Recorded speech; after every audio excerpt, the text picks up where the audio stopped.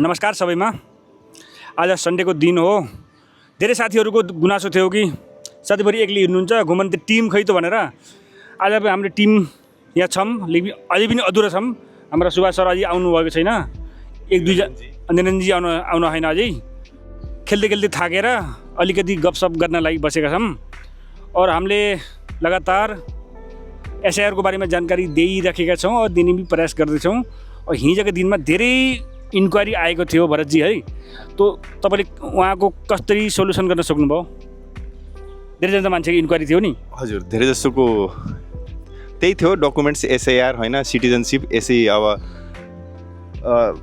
के छ भनेपछि हाम्रा दर्शकहरूलाई, यहाँ बस्ने जनताहरूलाई अलिकति पनि अवेरनेसको अहिले पनि कमी छ। अब के छ, के डकुमेन्ट्स दिनुपर्छ, अब हामीले बनाउन सकिन्छ कि सकिन्न, यति वर्ष पहिला हामी आएकोमा यो बनाइसक्यौँ भन्ने धेरै छन्। अहिले पनि क्वेसनहरू धेरै छन्। तर पनि अब हाम्रो नेपालीहरूलाई के डर छ भनेपछि हाम्रो आधार कार्ड त कतै क्यान्सल हुन्न, प्यान कार्ड त क्यान्सल हुन्न, ड्राइभिङ लाइसेन्स त क्यान्सल हुन्न।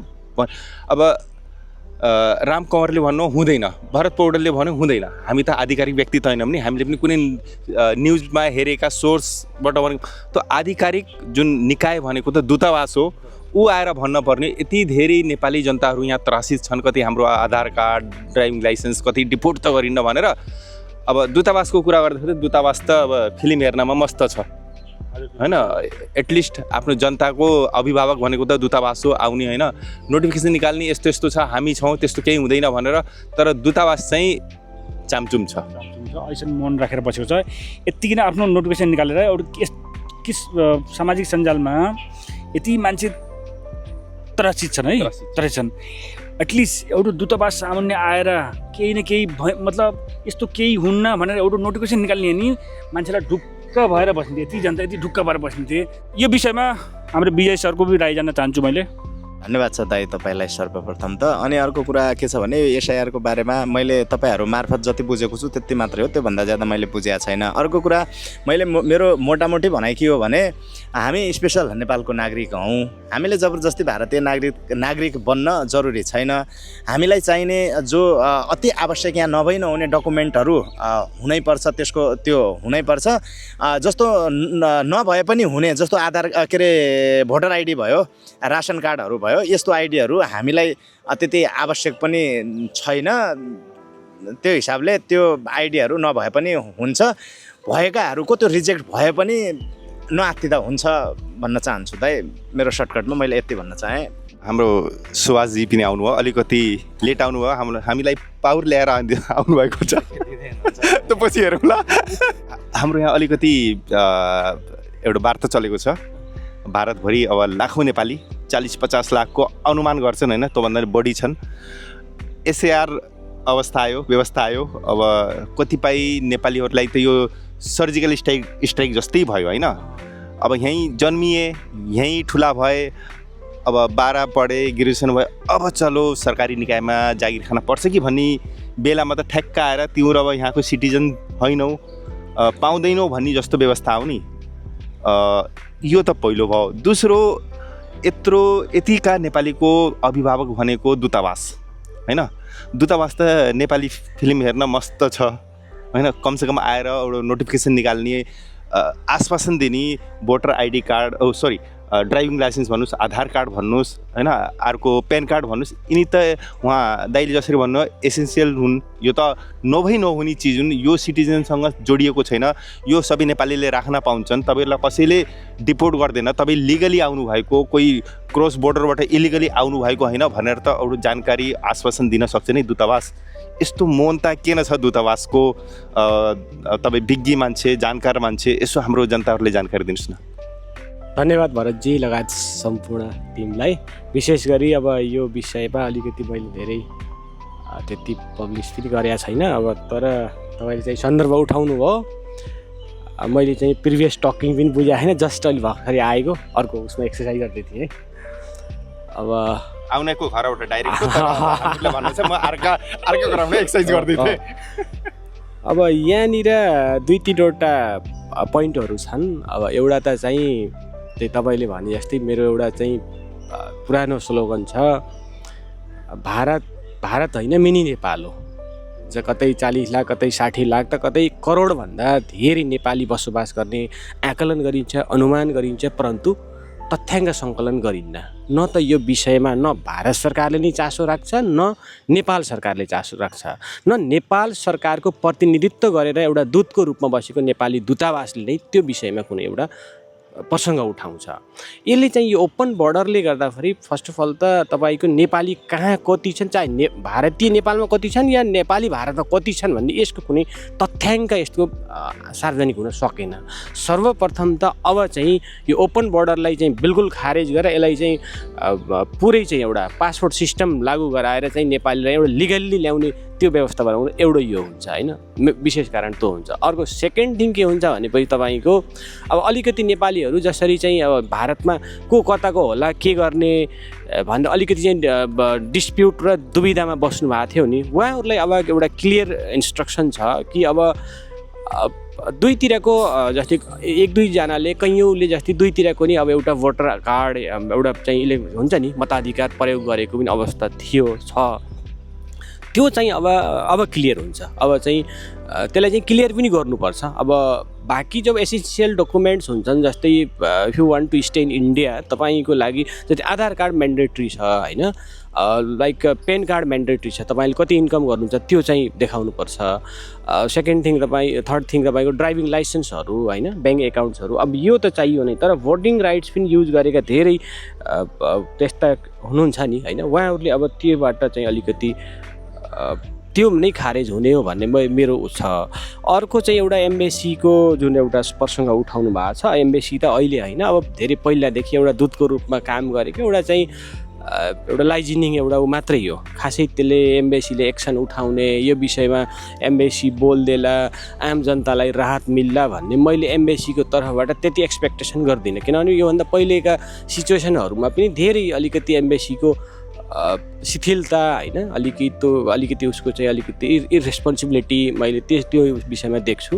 अब यो विषयमा त मैले चाहिँ लगभग 2.5-3 महिना पहिला सायद हाम्रो यो नेपाल फेस्टिभल कतिमा फरवरीमा मैले किताब जात्राको एउटा कार्यक्रममा पनि मैले एम्बेसडर साहबलाई मैले चाहिँ डाक्टर शङ्कर प्रसाद शर्मालाई एउटा क्वेसन उठाएको थिएँ कि यसको विषयमा के हुन्छ सर यो भन्दाखेरि उहाँले चाहिँ अब यो भारत सरकारले गर्न लागेको स्क्रिनिङ हो, यसमा हामीले कुनै केही गर्न केही मिल्दैन, बाँकी चाहिँ अब सरकारले जो गर्छ त्यो एक्सेप्टेड गर्नुपर्छ भारत सरकारको नियम भन्ने उहाँको एउटा त्यो स्टेटमेन्ट थियो तत्कालीन अवस्थाको। अहिले त उहाँ हुनुहुन्न, अर्को डिसिएम साहबले सायद चलाउनु भएको। समस्या कतिको देख्नुभएको छ? यो त अब दूतावासको कुरा भयो होइन, आम नेपाली भन्नुहोस् होइन, आम भारतीय नेपाली भन्दा पनि आम नेपालीहरू जुन यहाँ अब रोजगारीका लागि आउनुभएको छ, अब लामो समय यहीँ बस्नुभयो होइन, उहाँहरूले के कस्ता समस्या देख्नुभएको छ कि छैन? समस्या त समस्या छ भरतजी, हेर्नुहोस् किन भनेपछि अब यो ओपन बोर्डर 1950 का सन्धिहरू यसले गर्दा नेपालमा आवत जावतदेखि लिएर नेपालीहरू भारतमा र भारतीयहरू नेपालमा आउने जाने बस्ने यस्ता चाहिँ रोजगारी अध्ययन बिजनेस व्यापार जग्गा जमिन किनबेच गर्ने यो एउटा चाहिँ सबै खुल्ला स्थिति थियो र अहिलेसम्म भएको नि छ। हाम्रा कैयौँ नेपालीहरू यहाँ स्टेबल हुनुभएको छ, किनबेच गर्नुभएको छ, बिजनेस व्यापार छ, जग्गा जमिन छ, घरहरू छन् होइन। कैयौँ यस्तै चाहिँ भारतीयहरू पनि नेपालमा हुनुहुन्छ। यो होइन कि सिर्फ यहाँ अलिकति चाहिँ केही भारतीयहरूको लागि एउटा चाहिँ उहाँहरूको एउटा न्यारो कन्जर्भेटिभ सोच के भइरहेको छ भनेपछि सिर्फ नेपालीहरू मात्र इन्डियामा आउँछन् भन्ने हो, त्यो होइन। यहाँभन्दा धेरै नेपालीहरू त तपाईँको नेपालमा भारतीयहरू त नेपालमा जानुभएको छ होइन। भनेपछि अब तपाईँको जो नेपालको भूमिमा 40 लाख भारतीय जानु र भारतीय भूमिमा 40 लाख नेपाली आउनुमा त्यहाँ कसलाई धेरै असर पर्यो होला भन्नुहोस् होइन। त्यो भनेपछि जनसङ्ख्याको आधारमा होइन, त्यही त त्यसले गर्दा अब त्यो हिसाबले गर्दा यहाँ नेपाली मात्र यहाँ हुनुहुन्न, भारतीय पनि नेपालमा हुनुहुन्छ। सर्वप्रथम त यो म्याटर चाहिँ एउटा जो लोवर लेभल जो एउटा मिडल जो छ नि आम भारतीयहरूको माझमा यो क्लियर हुनुपर्छ। अर्को चाहिँ जसरी समस्या त समस्या आयो नि सर होइन, समस्या त समस्या छ, एभ्री स्टेपमा समस्या छ। किन भनेपछि तपाईँ जस्तै अब 1987 भन्दा पहिल्यैको जन्म भएका या पहिल्यै चाहिँ भारतमा आएका नेपालीहरू भन्ने एउटा उखान बनाइएको छ होइन। फेरि 87 टु 2002सम्मको एउटा सेगमेन्ट बनाइएको छ।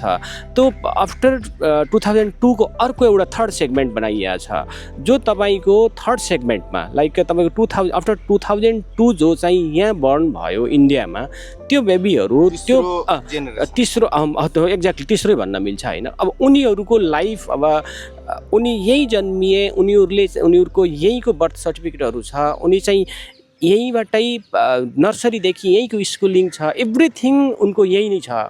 अब उनीहरूलाई नेपालमा गयो, नेपालमा गाह्रो छ होइन।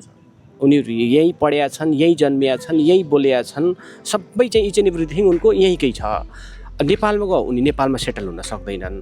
अब भारतमा त्यो आफ्टर 2002 पछि जति नै बर्न हुनुभएको छ, अब उनीहरूले आफूलाई म एज अ इन्डियन हुँ भन्ने प्रुभ गर्नको लागि फेरि एभिडेन्स छैन होइन। They don't have any evidence to prove Indian भनेपछि त अब तपाईँको कति समस्या छ अब छ होइन। अब लाइक अब देखावट नगरेको समस्या त छ, कति छ समस्या त होइन। तपाईँको भोलि बिहान सपोज अब यदि थियो नि पहिला तपाईँको इन्डियन मैले त्यो एसएससीहरूको युपिएससीहरूको फर्म भर्दाखेरि 1987 भन्दा पहिलाका चाहिँ नेपालीहरूको लागि भुटानीहरूको लागि एउटा चाहिँ अलग्गै चाहिँ त्यो रिक्रुटमेन्ट एउटा कोलम आउँछ क्या, प्रावधान आउँछ होइन। भनेपछि अब तिनी चिजहरू त हट्दै गए। अब त्यसले त भोलि बिहान तपाईँको यी नयाँ पिँढीहरू यदि गभर्मेन्ट सेक्टरमा यदि इन्ट्री हुन चाहन्छन् भने अब उनीहरूलाई त पाउनु भएन नि त, त्यहाँ त एउटा ब्यारिकेडिङ क्रिएट भयो नि होइन। भनेपछि समस्या त एभ्री स्टेपमा समस्या छ। अब यो समस्या अब हामी जस्ता एउटा चाहिँ जनतालाई सुसूचित गर्ने एउटा हाम्रो सामान्य एउटा डिस्कसन मात्रै हो।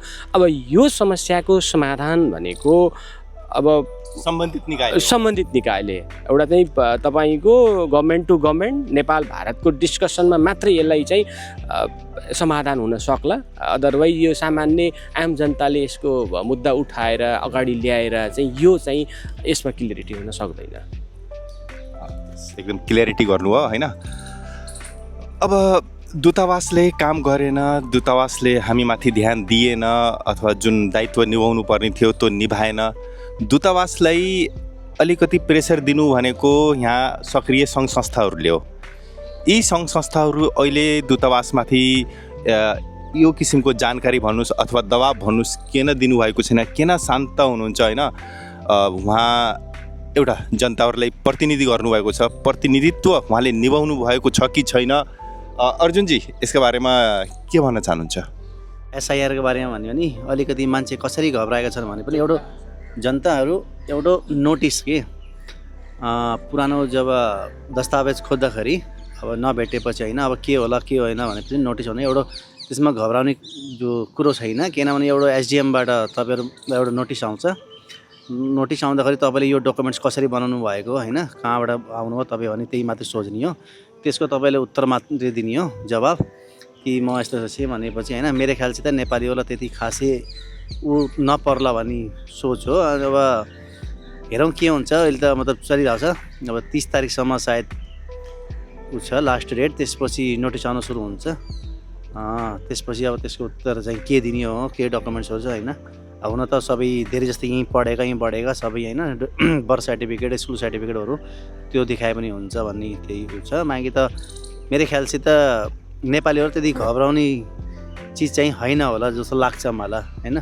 अरू बाँकी यस विषयमा त मैले खासै बुझेको थिएन होइन, पढेन, अनि त्यसको लागि मैले फेरि तपाईँले जस्तै भरतजीले भने जस्तो यहाँ सङ्घ संस्थाहरू यति रेजिस्टर्ड सङ्घ संस्थाहरू आधिकारिक रूपमा त सबैभन्दा धेरै त संस्थाहरू त एम्बेसी नेपाली एम्बेसीमा रेजिस्टर्ड भएकै छन् भन्ने जस्तो लाग्छ है, मैले त्यस्तै सुनेको छु। यति सङ्घ संस्थाहरू अघि आएर सम्बन्धित निकाय हाम्रो एम्बेसीलाई केही भनिदिए त केही अघि जानकारी दिए त राम्रो हुन्थ्यो होला। यस विषयमा हाम्रो राम सरले के विचार व्यक्त गर्न चाहनुहुन्छ? सर मैले केही विचार व्यक्त गर्न चाहिनँ, म आज फिल्म हेर्न जाने हो। हेलो अनि दूतावास नभए तर फिल्म हेर्न जाने हो, फिल्म हेर्ने रमाइलो हुने छ, त्यही भएर अरू केही बोल्न चाहिरहेको कटाक्ष दूतावासलाई यो कुरा बुझ्नुपर्छ उहाँले कटाक्ष छान्नु भएको छ दूतावासलाई यहाँ जनताहरू त्रासित छन् भयमा छन् डरमा छन् हाम्रो दूतावास फ्राइडेको दिनमा ठ्याक्क मस्त अब ग्यादरिङ गरेर फिल्म हेरन्छन् त्यसै सन्दर्भमा उहाँले जानकारी दिनुभएको होइन एसआइआरको प्रक्रियामा होइन हाम्रा नेपालीहरू त्यति डराउनु पर्दैन अब उहाँबाट नोटिस आउँछ भन्छ नोटिस आउँदा साथ अब कानुनी कारबाही भन्ने उहाँहरूको एउटा सोचाइ छ त्यो सोचाइ होइन उहाँ डकुमेन्ट्सहरू अपुग भएका हुन् त्यो डकुमेन्ट्स अपुग भएकालाई पुग गराउनुहोस् भनेर लेटर मात्रै आउने हो तपाईँको डकुमेन्ट्स पुरा छन् तपाईँ त्यो क्राइटेरियाभित्र पर्नुहुन्छ भने त्यो पक्कै पनि एसआइआर फर्म इनुमरेसन फर्म जो पनि छ त्यो भर्नुपर्छ होइन त्यहाँ बुझाउनुपर्छ अब कतिजनाले देशभक्ति नागरिकता हामी त नेपाली हो यी सबै कुरा गर्छन् तर उहाँहरूलाई पनि मैले भन्न चाहन्छु